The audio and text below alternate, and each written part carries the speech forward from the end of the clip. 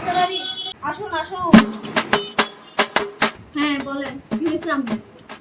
Madam, কি কমু দুঃখের কথা, আজকে কয়টা দিন ধরে এ পায়ের যন্ত্রণা, না পারি খাইতাম, না পারিয়ে খাইতাম, না পারিয়ে কোনো দিকে যাইতাম। আর কি করতেছে নামান নামান পাঠামান ফাদার দেখুন লাগবে না দেখালে আপনি বুঝছেন কেন? আর কোন আপনি ব্যথা?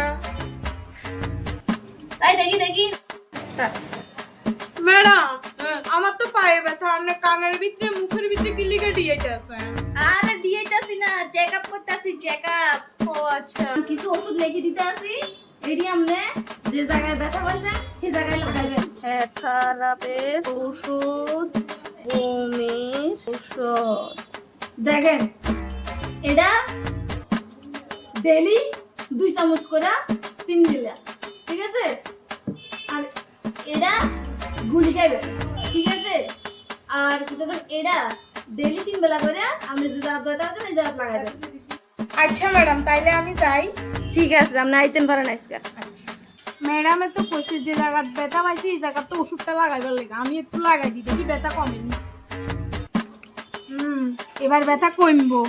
কিছুদিন পর ম্যাডাম, আপনি কি ওষুধ দিয়েছেন? আমার তো কাজ হয়েছে না ম্যাডাম। ওমা, আপনি যে জায়গা কইছি ঠিক মতো লাগাইছেন? আচ্ছা, আপনি কোন জায়গা লাগাইছেন দেখি? ও মা, ম্যাডাম আপনি কইছেন না যে জায়গা ব্যথা পাইছি এই জায়গা লাগাইতাম, আমি তো ডেইলি 10 সুগারের ভিতরে 3 বেলা লাগাইছি। ধুর মশাই, আমরা ওষুধই বালা নাই, আমরা ডাক্তার নি না, গরুর ডাক্তার।